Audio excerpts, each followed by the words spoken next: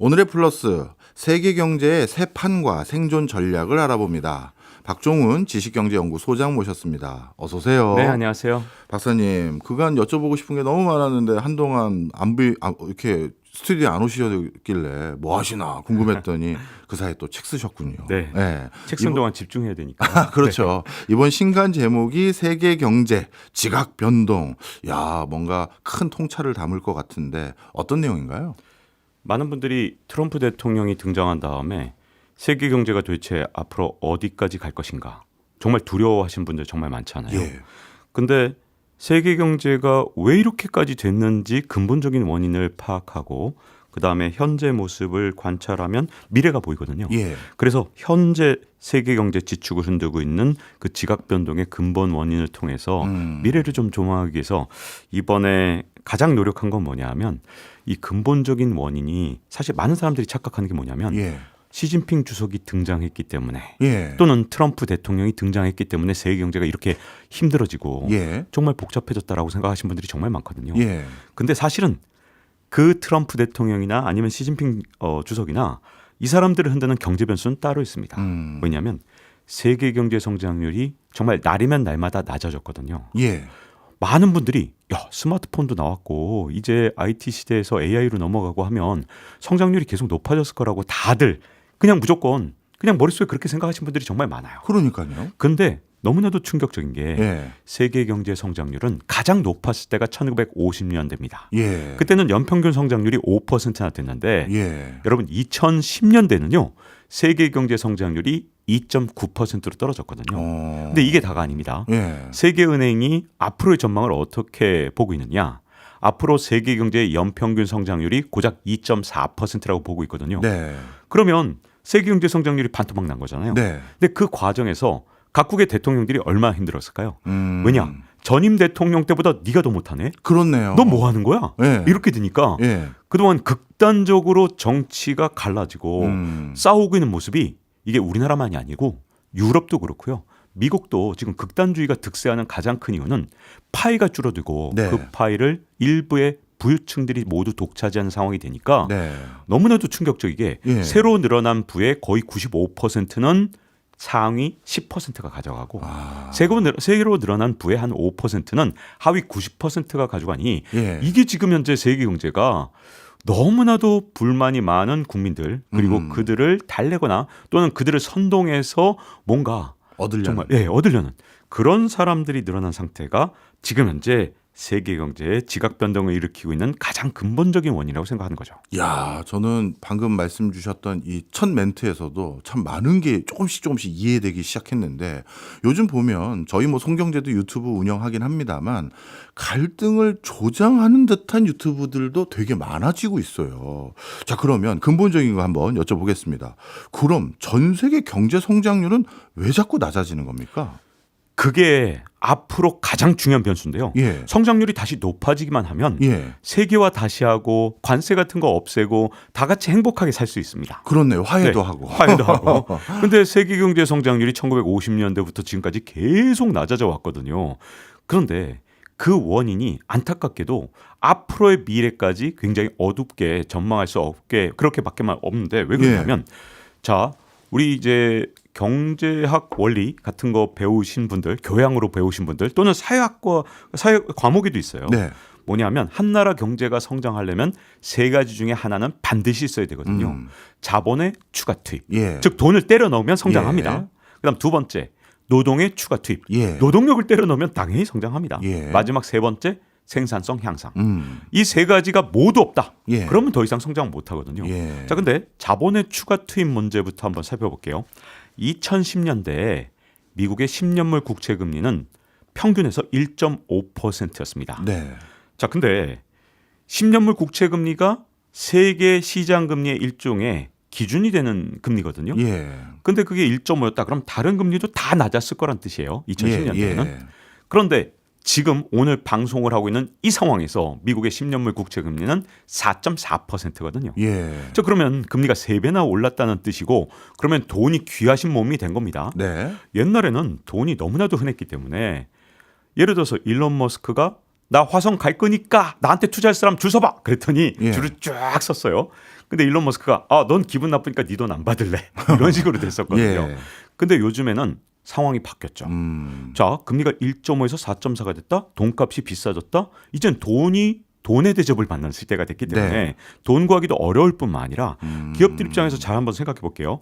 월마트가 영업이익률이 보통 2.3%밖에 안 되거든요. 그래요. 네, 그 정도밖에 안 됩니다. 아마존이 10% 정도 됩니다. 물론 유통업체라 낮은 것도 있지만 뭐 미국에서 잘 나가는 기업들은 뭐 10% 넘는 기업이 좀 있긴 하지만 우리나라 기업들은 평균적으로 한 6% 7%밖에 안 돼요. 네. 자, 그런데 갑자기 금리가 4.5다. 아. 그러면 이거 그냥 뭐하러 위험을 각오하고 여기다가 투자를 하지? 그렇네요. 그냥 뭐 돈 맡겨놓으면 되는 거 아니야. 그러니까 이렇게 되니까 투자가 잘 이루어지지 않죠. 그러다 보면 일자리도 만들어지지 않죠. 예. 성장이 이루어지지 않습니다. 자, 그다음 인구 문제도 뭐가 심각하냐면 선진국 중에서 지금 인구가 늘어나는 나라는 없습니다. 예. 뭐 프랑스가 조금 합계 출산율이 높아서 한 1.8쯤 된다 그러지만 그건 아랍계 이민자가 평균을 높여놓은 거고요. 자, 미국도 합계 출산율이 1.6이라고 하지만 이것도 히스패닉계 이민자들이 평균을 높여놓은 것뿐이죠. 예. 자, 그나마 높다는 두 나라가 바로 프랑스하고 미국이고 네. 나머지 유럽 국가들은 다 1.3, 일본은 1.1, 한국은 0.76. 자, 이쯤 되니까 어떻게 됐냐? 자, 합계 출산율이 떨어진 다음에 20년이 지나면 그 나라 경제는 정말 박살이 납니다. 대표적으로 1990년대 일본 경제가 예. 30년 장기 불황에 빠졌던 이유도 1970년대부터 워낙 아이들이 태어나지 않았고 그 아이들이 성인이 되면서 생산 가능 인구라 그래서 15세부터 64세 인구가 줄어드니까 네. 일본 경제가 30년 불황을 겪었고요. 예. 2010년대 왜 유럽 경제만 망가졌느냐? 이걸 갖고 자꾸 무슨 유럽의 국민성이 어쩌고 저쩌고 옛날에 이거 했던 거예요. 언제 예. 했냐면 1990년대에 예. 일본 경제가 망가지니까 유럽의 경제학자들이 뭐라 그랬는지 아십니까? 저거 일본인들 동양인들의 종족적 특성이다. 종특이다. 이렇게 얘기했단 말이에요. 왜 그랬냐? 일본만 처음에 망가지니까 그 원인이 일본의 정부의 정책이라든가 일본인들이 저축을 너무 많이 하고 돈을 안 써서라든가 이런 식으로 일본인 탓을 했습니다. 그런 진단 많았죠. 네. 근데 요즘 들어서 제가 가끔 볼 때마다 깜짝깜짝 놀랐는 게 유럽 경제 성장률이 떨어지니까 유럽인들은 원래 게을러서 그렇다 뭐 등등 진짜 유튜브 콘텐츠 많아요. 예. 그럴 때마다 제가 실소를 하는데 왜 그러냐면 저는 1990년대 그 일본 경제가 망가졌을 때 서방 경제학자들 그 논문들을 보고 진짜 웃었거든요. 웃기고 있네. 인구가 더 중요한데 일본인들 어떤 민족성을 탓하다니 웃기고 있다라고 생각했는데 2010년대에 무슨 일이 있었냐. 유럽의 생산 연령 인구가 줄어드니까 예. 2008년 글로벌 금융위기는 분명히 미국에서 일어났는데 네. 2008년부터 2024년까지 망가진 경제는 유럽 유럽이. 경제거든요. 자, 16년 동안 미국 경제는 88% 성장을 했는데 너무나도 충격적이게 유럽 경제는 8%밖에 성장하지 못했습니다. 예. 그 이유가 바로 생산 연령 인구가 감소해서거든요. 자, 그러면 자본을 막 추가 투입하거나 노동을 추가 투입하거나 이게 선진국들에서 다 안 된다는 뜻이잖아요. 그렇네요. 이 중국도 안 되잖아요. 예. 자, 그러면 이제 남아 있는 게 생산성 향상인데 조금 안타깝게도 생산성 향상 폭이 최근 들어서 급격하게 줄어들고 있거든요. 많은 분들이 아니 스마트폰하고 IT인데 무슨 소리냐. 앞으로 계속해서 생산성은 높아지는 거 아니냐. 예. 아닙니다. 이게 처음에 이 논문을 발표한 사람이 로버트 고든 노스웨스턴대 교수라는 분인데 미국에서 알아주는 석학이거든요. 네. 이분이 처음에 논문을 발표했을 때 미국의 생산성 향상폭은 1940년대와 50년대가 가장 높았고 네. 지금은 그때에 비해서 3분의 1밖에 안 된다라고 발표를 예. 하니까 많은 경제학자들이 말도 안 된다. 스마트폰 있지 않냐 이런 식으로 하니까 고든 교수가 이렇게 설명을 합니다. 예. 여러분 전보라는 거 있잖아요. 전보 텔레그램 뚜뚜뚜뚜 하는 거 있잖아요. 네.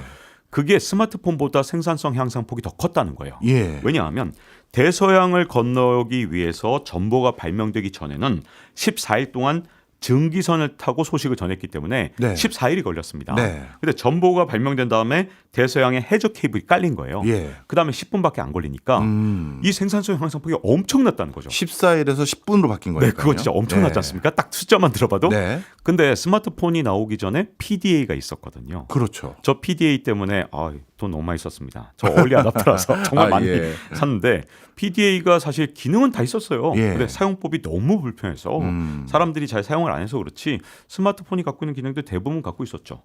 그런데 PDA가 있는 상태에서 스마트폰이 나왔기 때문에 추가적인 생산성 향상폭은 예전에 전보만큼 못하다라고 설명을 한 겁니다. 그래서 많은 경제학자들이 야, 이 고든 교수가 이거 아무래도 헛소리지 이게 맞겠냐. 예. 그래서 따라서 연구를 해봤어요. 이거 틀렸을 거다. 근데 웬걸 맞는 겁니다. 야. 그래서 왜 그러냐? 지금 기반 기술이 너무 많기 때문에 예. 훌륭한 기술이 나온다 하더라도 추가적인 이게 예. 중요하잖아요. 추가적인 생산성 향상폭이 높지가 않기 때문에 자 그러면 앞으로 어떻게 될 거냐? 인구 문제나 아니면 금리 문제가 해결되기 전에는 앞으로 비약적으로 앞으로 세계 경제 성장률이 높아질 가능성이 별로 없는 거죠. 그래서 성장률이 계속 떨어지게 되면 계속해서 스트롱맨들이 나타나거나 아니면 일부 국가는 정치가 흔들리는 현상이 향후 한 30년 정도는 지속될 수 있다라고 볼 수밖에 없는 겁니다. 아, 그렇군요. 그리고 또 한 가지 저도 요즘 보니까요. 우리 청년들 뭔가 낙담해서 아예 내려놓는 사람들도 많고 중장년층들 중에서도 내가 십수년 동안 소상공인으로 어떻게든 우리 식구들도 건사하고 나도 부자 돼보자 했는데 나도 이제 탈진했다. 이런 분들이 많아요. 어떻게 보면 소득 구조의 양극화 이것도 한 원인이 될까요? 그게 가장 큰 원인 중에 하나입니다. 이게 그동안 우리가 1990년대부터 급속히 성장률이 낮아졌거든요. 예. 근데 생각해 보세요. 내가 대통령이 됐는데 전직 대통령보다 성장률이 낮습니다. 네. 도저히 참을 수 없죠. 그렇죠. 네, 어떻게든 성장률을 다시 끌어올려야 됩니다. 연준 의장도 마찬가지입니다. 연준 의장이 됐는데 내가 연준 의장을 할 때 전 연준 의장보다 내가 성장률이 낮다. 한국은행 총재도 또 다 똑같은 거예요, 심리가. 예. 자, 그런데 성장률을 높일 수 있는 방법이 있어요. 뭐예요? 그게 뭐냐면 돈을 뿌리는 거죠. 자, 근데 연준이나 한국은행이나 초기에 어떤 식으로 돈을 뿌렸냐? 일단 한국은행이 예를 들어서 돈을 더 많이 프린팅한다든가 또는 연준도 양적 완화를 한다든가 이런 예. 식으로 재정 지출보다는 주로 통화 정책이라고 부르는 즉 다시 말해서 중앙은행이 돈을 찍어내는 방식을 썼습니다. 예. 1990년대부터. 예. 자, 근데 이 중앙은행이 돈을 찍으면 그 돈은 우리한테 직접 올까요? 박정호 교수님한테 올까요? 저한테 올까요? 안 아니죠. 오죠. 우리 청취자님들한테 안 가요. 네. 그 돈은 중앙은행이 돈 찍으면 그 돈은 전부 다 고스란히 은행들한테 갑니다. 예. 자, 근데 정부가 돈을 나눠준다. 예. 그럼 아마 민주적으로 해서 n분의 1에서 국민 1인당 얼마씩 나눠준다든가 가난한 사람들한테 더 나눠준다든가 할 겁니다. 예. 근데 연준이나 한국은행이 돈을 찍어서 돈을 나눠주면 시중은행을 통하기 때문에 네. 이 자원을 배분하는 방식이 시중은행의 잣대로 배분하거든요. 그렇겠죠. 자, 그럼 시중은행은 어떤 사람들한테 돈을 더 많이 빌려줄까요? 돈이 더 많은 사람들이죠. 그렇죠. 신용도가 있으니까. 100억 원 자산이 있는 사람이 신용도도 엄청 좋아요. 예. 자, 근데 경제 위기가 왔습니다. 예. 주가가 반토막이 났어요. 예. 많은 서민들이 야, 지금 주식 사면 떼돈 벌겠는데? 주식 사고 싶은데? 자, 은행에 가봅니다. 예. 근데 그분들 예를 들어 재산이 한 2천만 원밖에 없어요. 예. 자, 근데 은행 가서 저한테 100억 좀 빌려주세요. 어떤 은행이 빌려줄까요? 안 그렇죠. 빌려주겠죠? 예. 빌려주는 또 기껏해야 한 500만 원 빌려주면서 생생 낼 겁니다. 네. 내가 금리 15%로 해줬으니까 고맙게 생각하세요. 지금 경제 위기인데 15% 이것도 쉽지 않아요? 라면서 빌려줄 겁니다. 예. 자, 근데 부유층이 예를 들어 한 100억쯤 자산을 갖고 있는 사람이 시중은행한테 갑니다. 네. 그리고 100억 좀 빌려달라 그럼 아우 감사드립니다. 100억 빌려드릴게요. 지금 금리 최대 우대 금리로 들여서 네. 2.5%로 100억 빌려드리겠습니다. 네. 그러면 자 경제 위기 때 모든 자산 가격이 반토막이 났을 때 이 예. 자산가는 그 반토막 난 이 자산을 100억 원 들여서 딱 사드립니다. 그렇네요. 자, 그래서 너무나도 충격적이게 예. 미국의 상위 1%가 갖고 있는 자산 예. 그리고 하위 90%가 갖고 있는 자산 하위 90%는 미국 국민 전체 아닙니까? 그렇죠. 1990년만 해도 상위 1%가 갖고 있는 자산은 20%밖에 되지 않았고요. 예. 하위 90%가 갖고 있는 자산이 45%였는데 예. 경제 위기 올 때마다 연준이 계속 돈을 프린팅해서 이걸 시중은행한테 뿌렸고 시중은행들은 돈 많은 사람한테 그 돈을 줬기 때문에 네. 결국 어떤 일이 생겼냐? 위기가 올 때마다 상위 1%의 자산이 늘어나더니 2015년에 미국에서 역사상 두 번째로 네. 이게 역전돼서 상위 1%가 갖고 있는 자산이 하위 90%보다 많아졌습니다. 네. 역사상 두 번째라고 제가 말씀드렸죠. 예. 역사상 첫 번째는 언제일까요? 그게 굉장히 중요합니다. 언제예요? 1920년대 후반, 즉 대공황. 직전이요. 대공황 온 다음에 부자들이 다시 무너졌는데 네. 그리고 나서 빈부격차가 엄청 해소됐어요. 사실 대공황 때. 예. 근데 대공황이 오기 직전에 상위 1%의 자산이 하위 90%의 자산을 훨씬 더 능가하면서 그때 여러분 다 기억하시지만 뭐 이 경제학 교과서라든가 아니면 상식책에서도 나왔을 거예요. 수요가 없어서 물건을 못 팔아먹어서 디플레가 왔다 그랬잖아요. 예. 왜 그랬냐? 하위 90%의 자산이 반토막이 난 거예요. 상위 1%의 자산은 2배가 됐습니다. 네. 그 현상이 1920년대에 벌어지면서 대공황이 왔는데 네. 지금 미국 경제 상황이 그런 상황에 빠지니까 지금 이제 미국에서도 발등에 불이 떨어진 거죠. 예. 그럼 지금 상황이 어떤 큰 흐름 또 근본적으로 왜 이렇게 요즘 우리 사회가 바뀌어가고 있는지에 대해서 아주 면밀히 말씀해 주셨는데 그런 이런 과정에서 왜 트럼프 또 시진핑 이런 큰 국가들이 자꾸 관세를 만지작거리고 또 더 정확히 말하면 큰 틀에서는 보호무역주의 얘기를 들먹거리는 이유는 뭐예요? 이게 우리나라 같은 나라가 성장률이 막 떨어지잖아요. 예.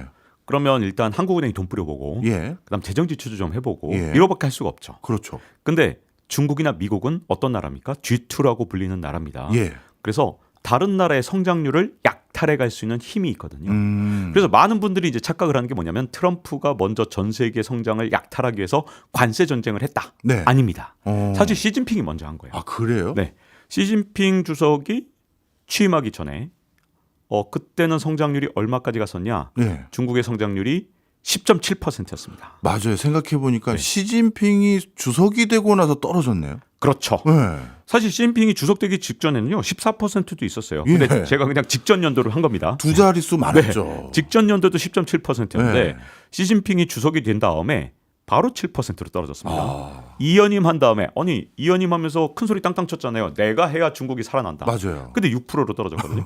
그다음 3연임 때는 드디어 3%까지 찍어봤습니다. 예. 그리고 작년에 5%라고 뻥을 치고 있지만 예. 모두 다 그렇게 생각하죠. 네. 거짓말을 하고 있다. 거짓말, 중국이. 예. 저 3%다. 여전히. 자, 근데 3%면 우리나라 올해 0.8% 한다 그러니까 아니 우리나라보단 그래도 한 3, 4배 하는 건데 문제 없지 않나요? 문제 있습니다. 네. 왜 있냐면 100m 달리기를 10초로 하던 사람이 갑자기 탁 쓰면 어떻게 될까요? 넘어지죠. 그렇죠. 우리 한국이 98년에 외환위기가 왔던 것도 우리가 한 8% 성장하다가 갑자기 3% 성장한 나라가 되니까 넘어진 거지. 예. 마이너스 성장을 해서 넘어진 게 아니에요. 음. 근데 중국 같은 경우는 14%까지 성장하다가 갑자기 3% 성장한다? 이건 넘어지기 직전이거든요. 아. 근데 시진핑 주석이 결국은 자기 임기 동안 무슨 짓을 한 거냐? 야, 이러다가 나 이제 정말 날아가겠다. 예. 왜냐하면 이 지금 중국에서 시진핑 주석이 권력이 흔들린다 이런 얘기들이 나오는데 흔들린지 안 흔들린지는 우리도 모르잖아요. 네네. 다만 그 얘기가 나오는 이유는 뭐냐? 너무나도 성장률이 떨어지니까 중국 국민들의 진짜 불만이 엄청 크다는 건 분명하거든요. 자, 그러면 보조금을 주는 방법을 쓰는 겁니다. 네. 그래서 예를 들어서 우리가 로보락 청소기를 산다. 아니면 네. 중국의 전기차를 산다. 그 안에 한 30%는 중국의 보조금으로 가격이 낮아졌다. 이렇게 보시면 되거든요. 예. 그런 방식을 왜 썼냐? 남의 나라의 제조업을 붕괴시키고 아. 성장률을 훔쳐서 중국으로 가져오려고 한 겁니다. 예. 근데 오바마 대통령이 거기에 대해서 미온적 태도를 취했고요. 예. 여기에 대해서 반발 심리로 결국 트럼프 1기가 탄생을 했고 중국의 성장률을 다시 뺏어오려는 정책을 쓰는 그런 대통령이 됐었는데 네. 바이든과 트럼프로 다시 바뀌면서 이제는 트럼프 대통령이 이제 한술 더 뜬 거예요. 네. 야, 중국의 성장률만 훔쳐올 필요가 없잖아. 예. 우리가 나머지 우방의 성장도 훔쳐오면 우리가 더 잘 먹고 잘 살 것 같은데 그래서 음. 관세 정책이나 아니면 보호무역을 통해서 우방의 성장률을 훔쳐오는 거죠. 왜? 남의 나라의 제조업 기반을 붕괴시킨 다음에 그걸 통해서 자기 나라의 성장률로 가져오려는 정책 중국이 먼저 시작했고 여기에 대해서 미국이 응전하는데 예. 우리 입장에선 정말 너무나도 불쾌하게 자기들끼리 싸우지 않고 이제는 우방도 없다. 우방 성장도 다 뺏어오겠다. 예. 이렇게까지 가게 된 겁니다. 아, 이제야 명쾌하게 지금이 어떤 흐름으로 가고 있는지 이해를 한 것 같습니다. 그렇다면 만약에 지금 트럼프부터 여쭤보면 트럼프는 관세 가지고 이제 동맹국들까지 흔들고 중국도 대표적으로 견제하고 있고 이 트럼프의 뜻대로 만약에 모든 것들이 흘러가면 다시 미국이 진짜 전 세계 최고의 제조 강국이 되고 뭐 그런 형태로 진화 발전이 될 수 있는 겁니까? 저는 그게 트럼프 대통령의 약간 패착이 있다고 생각하는데요. 어. 트럼프 대통령은 진짜 이 속마음으로 본심으로 믿고 있는 게 있습니다. 예. 관세를 부과하면 그건 그 나라 기업들이 낸다. 예. 라는 굳은 믿음이 있거든요. 예. 왜 트럼프 대통령이 그렇게 믿게 됐을까요? 사실은 네. 이 경험이 있기 때문이에요.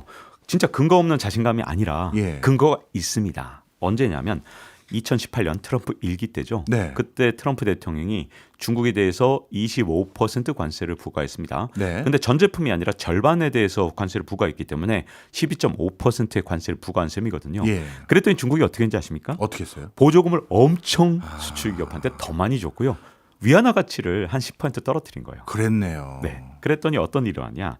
2018년에 미국의 물가는 전혀 오르지 않았습니다. 그랬네요. 네. 그리고 오히려 중국의 수출은 더 많이 늘어났어요. 예. 그때 그래서 많은 이제 경제 채널에서 이런 분들이 너무 많았죠. 아, 중국에 관세 때려도 아무 소용이 없습니다. 중국은 워낙 강력한 나라라서 제조업 강하니까 절대 밀리지 않습니다. 근데 그 비밀이 뭐였냐? 전부 다 위안화 약세를 만들어내고 보조금을 때려줬기 때문에 예. 이것 때문에 사실은 수출이 오히려 더 늘어나는 황당한 일이 일어난 건데 예. 자, 이 해석을 정확하게 해야 되는데 트럼프 대통령도 이것 때문에 오판을 한 거예요. 네. 왜냐하면 2018년만 그런 일이 일어난 게 아니라 2019년도 똑같은 일이 일어났거든요. 예. 10% 관세를 또 부과했습니다. 예. 그랬더니 시진핑 주석이 가만히 있지 않고 역시 마찬가지로 보조금 주고 위안화 가치를 낮췄으니까 두 번이나 경험이 있거든요. 예. 그래서 트럼프 대통령이 그렇게 말할 때마다 사실은 자신의 경험에 기반을 한 거죠. 근데 이번에 상황이 너무나도 달라졌기 때문에 예. 저는 트럼프 대통령의 예측이 틀릴 거라고 생각하는데요. 중국이 사실은 이런 상황이 있습니다. 사실 이게 시진핑이 정말 중국 경제에 악영향을 미친 것 중에 하나가 보조금을 그렇게 엄청나게 주다 보니까 부채가 엄청나게 늘어났습니다. 네. 물론 후징타오 때부터 시작된 거긴 하지만 예. 이게 어느 정도로 늘어나냐면 중국의 GDP 대비 총부채라 그래서 국가부채, 가계부채, 그다음에 기업부채를 다 합친 거. 이걸 총부채라 그러는데 네. GDP 대비 총부채가 2008년만 해도 한 80%밖에 안 됐어요. 네. 근데 지금은 얼마인지 아십니까? 얼마요? 320% 정도 됩니다. 그 사이 엄청 네, 늘었네요. 네. 뭐 공식 통계는 한 300% 정도 나오는데 에이 320이야 이렇게 좀 생각하고 있고 그 이상을 본 사람들도 되게 네, 많아요. 네. 자, 그러면 무슨 문제가 생기느냐? 이제 트럼프한테 관세를 때려 맞았을 때 예전 같은 보조금을 퍼줘서 수출 단가를 낮췄지만 이제 중국조차 그 돈이 없거든요. 그리고 트럼프 대통령은 중국한테 그렇게 관세를 때렸을 때 뭐 자국 통화 가치를 낮추든지 아니면 뭐 보조금을 수출 보조금을 주든지 하는 걸 봤기 때문에 네. 야, 이거 한국이나 일본 애들도 수출 못하면 똑같이 쟤네들 한다. 저거 먹고 살 수가 없기 때문에 아. 뭔가 보조금을 준다든가 뭔가 중국처럼 할 거야. 25% 관세 때려도 돼라는 생각을 하는 거죠. 예. 그래서 관세를 일단 때려보고 그 다음에 혹시 이 관세보다 더 좋은 선물을 한국이나 일본이 우리를 위해서 준비했어? 아, 근데 관세 25%보다 더 좋아? 그럼 받아줄게 하는 겁니다. 그래서 야. 트럼프의 관세 이 집착과 이런 어떤 확신은 사실 중국이 심어준 거예요. 네. 근데 문제가 뭐냐? 나머지 나라들도 다 똑같은 문제인 게 2020년이 모든 걸 갈랐는데 사실 2020년 코로나 위기가 오기 전까지만 해도 전 세계 여러 나라들은 사실 국가 재정이 튼튼했기 때문에 네. 진짜 보조금을 줄 수 있었을지도 모릅니다. 하지만 코로나 위기 때 가장 돈을 적게 푼 선진국이 우리나라예요. 그렇죠. 다른 나라는 우리나라보다 3배, 4배 풀었습니다. 예. 그래서 국가 부채 비율이 지금 GDP 대비로 정말 뭐 100%를 넘거나 뭐 100% 가까운 나라들이 정말 많은데 예. 일반적으로 국가 부채가 GDP 대비 80%를 넘으면 그게 위험 신호라고 뭐 라인하트라든가 진짜 세계적인 석학들이 그동안 여러 번 경고해 왔거든요. 예. 로고플 라인하트의 그 논문 되게 유명한데 물론 여기 오류도 약간 있습니다만 80%는 정말 제가 봐도 진짜 중요한 수치거든요. 근데 지금 80% 이하인 나라는 거의 한국밖에 없어요. 예. 그런 상황에서 보조금을 누가 줄 수 있습니까? 그래서 트럼프 대통령이 큰 착각을 한 게 뭐냐? 그때처럼 자기들이 비용을 흡수할 거라고 믿고 있지만 예. 지금 현재 비용을 흡수할 수 있는 나라는 없다는 겁니다. 그럼 두 번째, 자국 통화를 가치를 낮춰요? 예. 옛날엔 가능했죠. 예. 왜냐하면 그때는 글로벌 인플레이션이 없었기 때문인데 지금은 전 세계적으로 인플레이션이 있기 때문에 예. 자국 통화 가치 낮추면 이제 일본도 물가가 3.5% 오르는 나라로 바뀌었단 말이에요. 예. 통화 가치를 낮추는 순간 물가가 더 오를 텐데 이거 못하는 거죠. 그래서 예. 트럼프 대통령이 글로벌 경제가 1기 때와 똑같다고 생각하고 지금 현재 관세를 집착하고 있는데 2기 때는 지금 글로벌 경제 환경이 완전히 바뀌었다는 거를 좀 트럼프 대통령의 측근들이 알려줘야 되는데 네. 그걸 안 알려주다 보니까 왜냐하면 트럼프 대통령 앞에서 그런 말 하면 일론 머스크처럼 잘려서 집에 가야 되니까 지금 쉽지가 않거든요. 네. 그래서 지금 저는 트럼프 대통령이 약간의 이제 1기 때 오판 그걸 기반으로 관세를 집착하고 있다라고 생각하고 있습니다. 네, 아 그렇군요. 그렇다면 트럼프의 오판은 결국 트럼프가 궁극적으로 원하는 목표들 중에 하나인 미국의 제조업 부흥 이것까지 다다르지는 못하게 된다. 이렇게 저희가 이해도 될까요? 네, 절대로 못할 겁니다. 이유가 있습니다. 왜냐하면 자 당장 뭐 셰일 오일 같은 경우에 예. 제가 한번 말씀드려볼게요. 미국에서 셰일 오일 생산량을 2배로 늘려서 유가를 반토막으로 낮추고 셰일 오일 업체들은 떼돈을 벌게 만들 것이며 동시에 앞으로 물가를 낮출 것이다. 이게 트럼프의 주된 공약이지 않습니까? 그래서 규제를 대폭 완화하면 셰일 오일 생산이 크게 늘어날 거라 그랬잖아요. 자, 미국이 다른 건 몰라도 이 셰일 오일은 정말 미국의 강점을 갖고 있는 산업이었는데 트럼프 대통령 때문에 셰일 오일 업자들이 지금 큰 위험에 빠졌습니다. 이유는 왜 그러냐? 트럼프 대통령이 지금 철강 관세를 어디까지 올렸어요?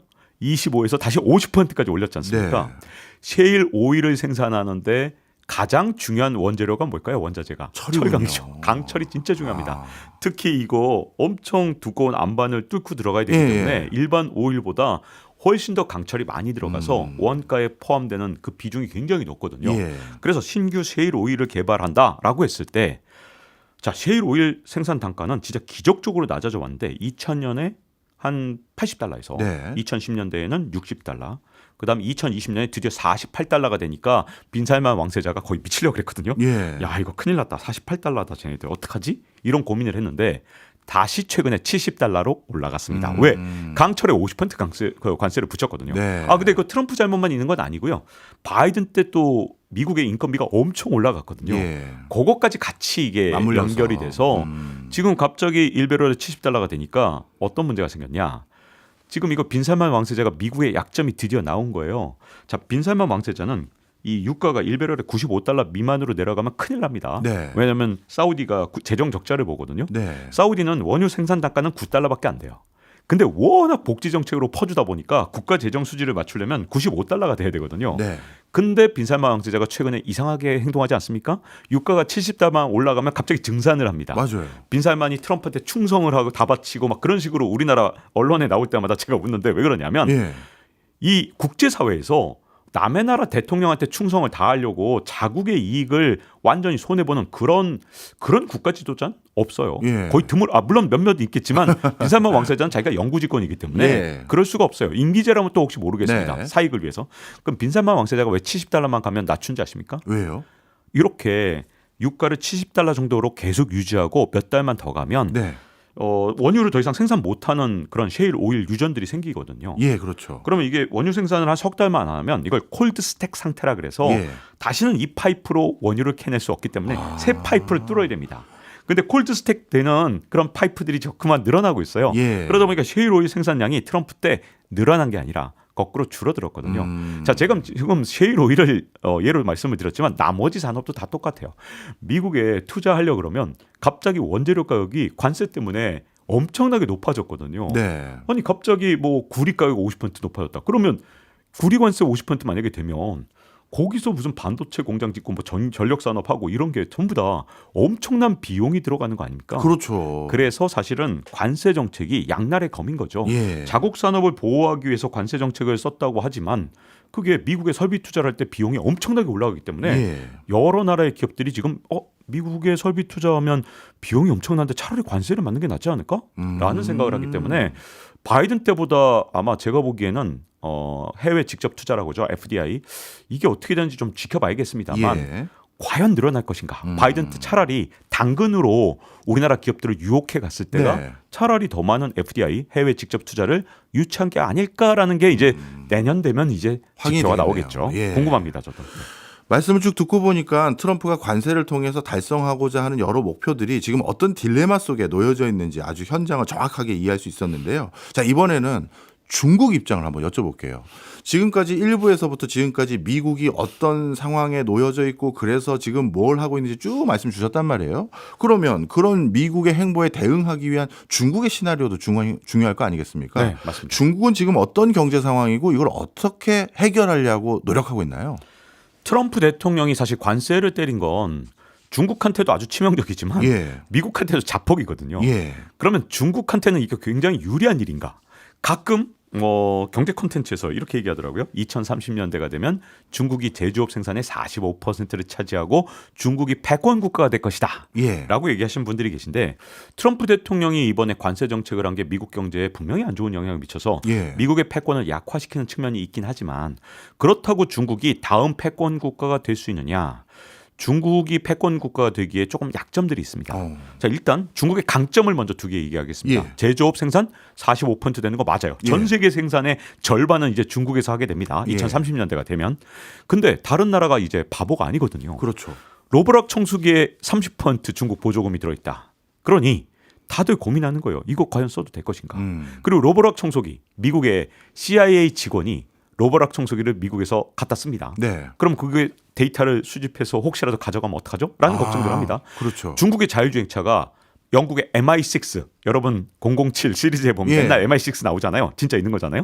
MI6 주차장에 주차를 해서 전부 다 막 이 자료를 수집해 간다. 이런 것도 정말 쉽지 않거든요. 예. 그래서 저는 앞으로 중국의 제조업과 AI가 약진을 할 것은 분명하다고 생각합니다. 특히 AI는 뭐 제조 데이터 같은 거 얻는 것도 훨씬 빠르기 때문에 중국이 앞설 수 있지만 중요한 건 앞으로 그러면 서방이 어떻게 할 거냐. 예. 중국에 대해서 고율의 관세를 때리고 그다음 표준을 달리할 가능성이 굉장히 크죠. 예를 들어서 옛날에 미국과 소련이 패권 전쟁을 했을 때 소련에서 TV를 사온다. 그러니까 한국에서 못 봤어요. 아. 근데 이게 소련만 TV 방식이 달렸던 게 아니라 예. 유럽 방식하고 한국 방식도 달랐죠. 예. 그래서 한국과 미국은 같은 방식인 NTSC라는 걸 썼고 예. 유럽은 PAL 방식을 썼고 예. 소련은 세캄을 썼거든요. 자, 패권 전쟁을 할 때는 원래 이렇게 하는 겁니다. 네. 그래서 중국이 앞으로 제조업이나 AI에서 미국을 압도하는 어떤 날이 온다. 그러면 저는 미국이 표준을 달리하거나 아니면 중국 걸 못 쓰게 하거나 여러 가지 방식을 통해서 얼마든지 견제를 할 수 있다고 생각하거든요. 네. 근데 중국 경제는 그럼 앞으로 어떻게 될 거냐?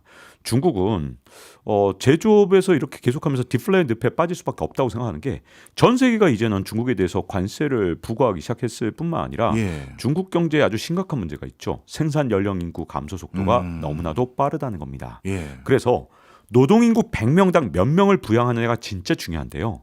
미국은 정말 복받은 나라 같은 게 노동인구 100명당 지금은 한 60명을 부양하거든요. 굉장히 많이 부양하는 편이에요. 우리나라는 지금 노동인구 100명당 40명 정도를 부양하고 있고 중국도 40명 정도를 부양하고 있습니다. 예. 미국은 60명 부양하고 있는데 앞으로 50년 뒤에는 어떻게 되느냐. 네. 미국은 노동인구 100명당 여전히 70명을 부양하고 있어요. 예. 거의 10명밖에 늘어나지 않아서 거의 그대로죠. 예. 근데 중국은 앞으로 50년 뒤에 어떻게 되는지 아십니까? 어떻게 돼요? 노동인구 100명당 140명을 부양합니다. 어떻게 그렇게 될 수 있죠? 고령화가 너무 빨리 되니까 그렇죠. 아. 그리고 합계 출산율이 미국은 지금 아직도 1.6인데 예. 지금 중국은 자기들 주장 1.04인데 예. 미국에서 다시 역계산을 해보니까 0.99라고 나오거든요. 어. 그러니 난리가 난 겁니다. 예. 자, 그러면 우리나라 얘기를 해야겠죠. 우리나라는 160도 넘습니다. 그러니까 한국은 정말 큰일 큰일 났네요. 이게 문제가 뭐냐면 노동인구 100명이 160명을 부양하면 이건 더 이상 이제 경제 성장은 나중이고 이게 나라의 사회가 생존 자체가 돌질 않겠네요. 네네. 예. 근데 어쨌든 그 한국 얘기는 네. 언제 또 기회가 있으면 또 예. 하기로 하고요. 오늘은 이제 중국이 이제 주제니까 예. 자 100명당 140명을 부양하는 나라가 경제가 생존할 수 있는 경우는 없거든요. 근데 우리나라하고 중국이 가장 인구 구조가 전 세계에서 가장 나쁘거든요. 이런 나라 없어요. 일본도 이렇지 않습니다. 왜냐하면 일본도 아직도 합계 출산율이 그래도 1.2 정도에서 왔다 갔다 하기 때문에 지금 우리나라 그다음 중국 대만만 이 모양 이 꼴이에요. 예. 그래서 중국이 언제부터 문제가 되느냐? 2035년이 되면 갑자기 100명당 50명을 부양하게 되면서 예. 2035년이 되면 더 이상 성장을 절대 할 수 없는 나라로 바뀌게 됩니다. 그러니까 앞으로 중국이 미국을 역전할 수 있는 시간은 딱 10년 남았어요. 예.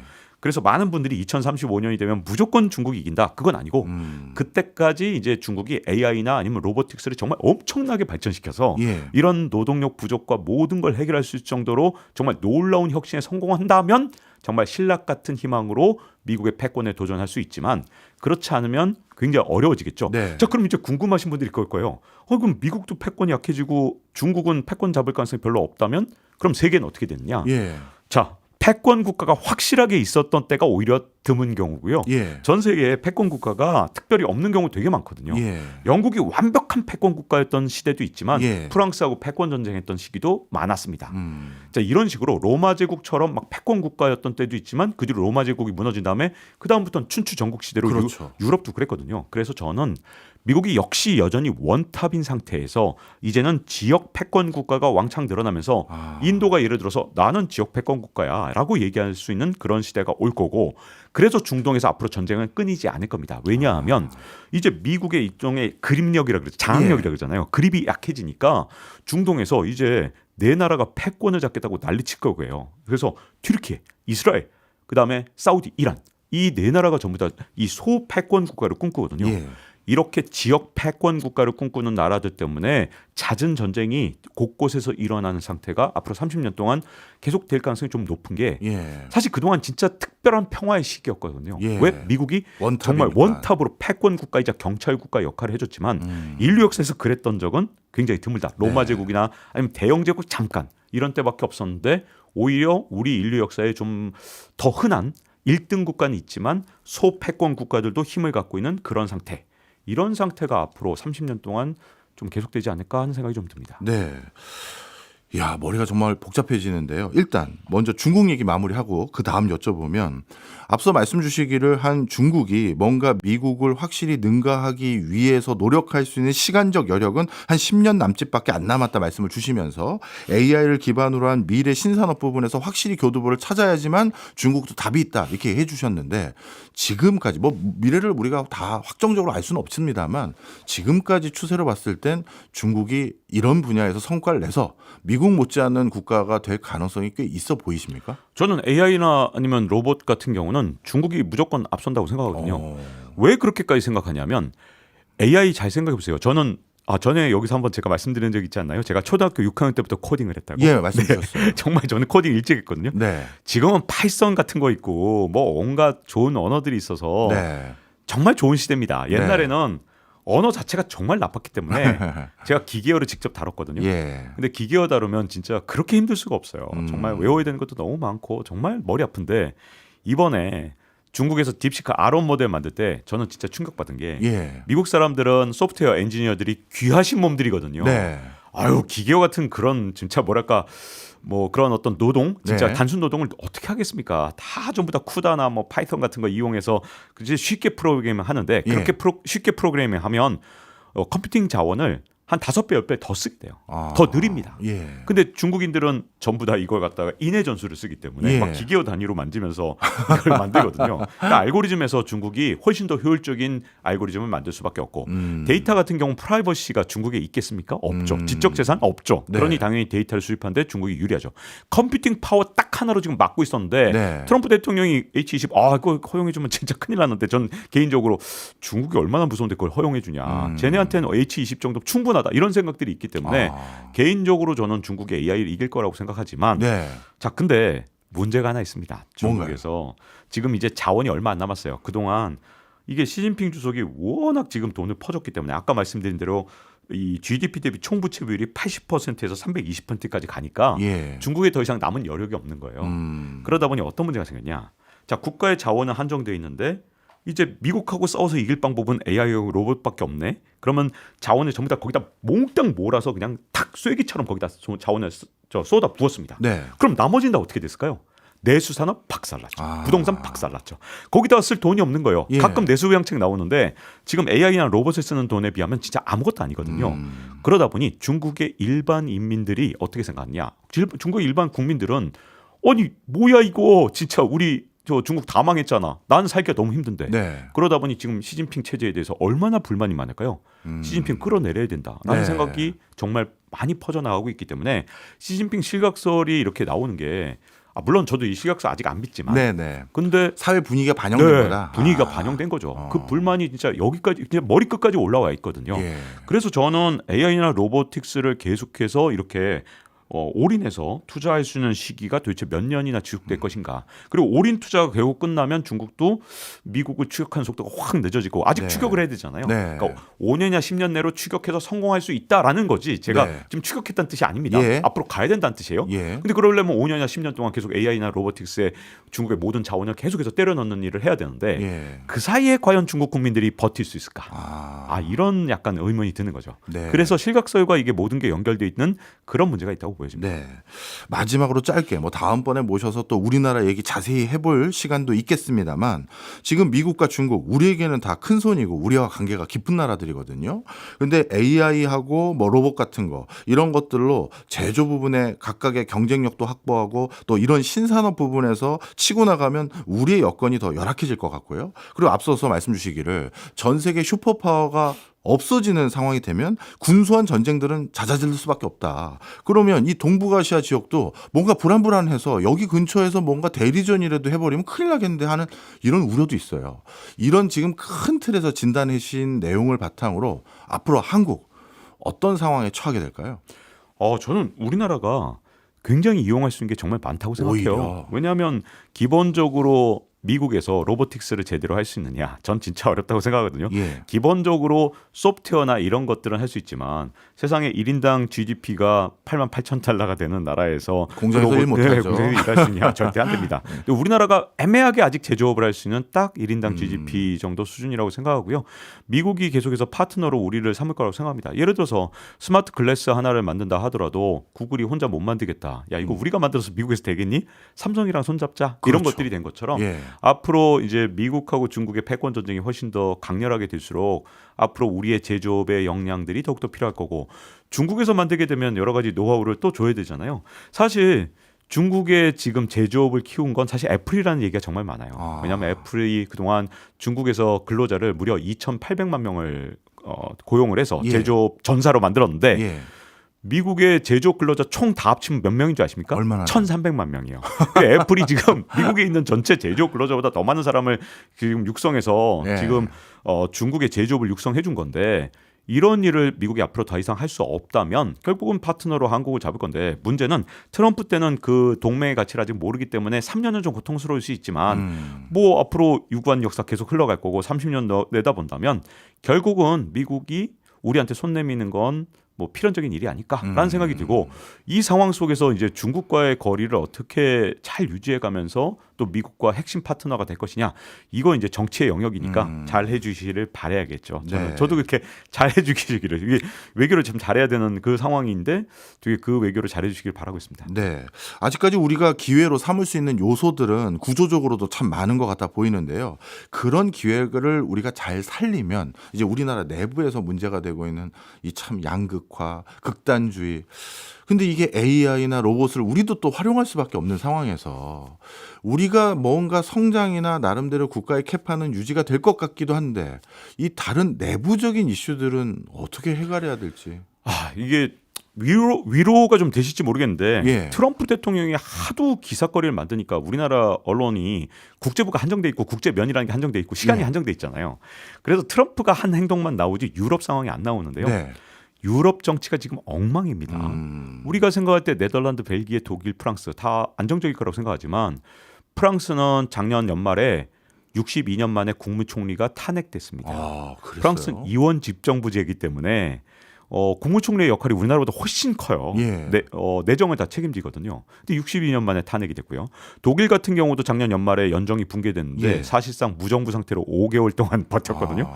이런 현상이 네덜란드나 벨기에도 마찬가지였는데 뭐 위로의 말씀을 드리자면 정치적으로 이렇게 양극화되고 좀 극단주의가 되는 건 왜 그러냐. G2 국가들은 남의 나라의 성장을 훔쳐와서 자기 성장으로 좀 바꿀 수 있지만 유럽만 해도 이거 그냥 성장률을 중국과 미국한테 빼앗기고 점점 더 가난해지고 있으니까 네. 양극화가 더 심해지고 있거든요. 그러니까 우리나라도 역시 마찬가지이기 때문에 한국 같은 경우에 제가 보기에는 이 유럽이나 이런 나라들보다 아직은 덜 제가 보기엔 극단주의가 예. 특세했다고 생각해요. 유럽이 우리보다 더 가난해지기 시작한 게 좀 더 빠르거든요. 네. 그쪽은 2010년부터 가난해졌기 때문에 예. 더 극단화되는데 우리가 이대로 가면 앞으로 더 극단주의가 되니까 지금부터라도 이 극단주의가 나타나지 않도록 뭔가 조금 관리를 해야 된다. 관리를 하는 뭔가 방법을 찾아내야 된다고 봅니다. 알겠습니다. 세계 경제 지각 변동.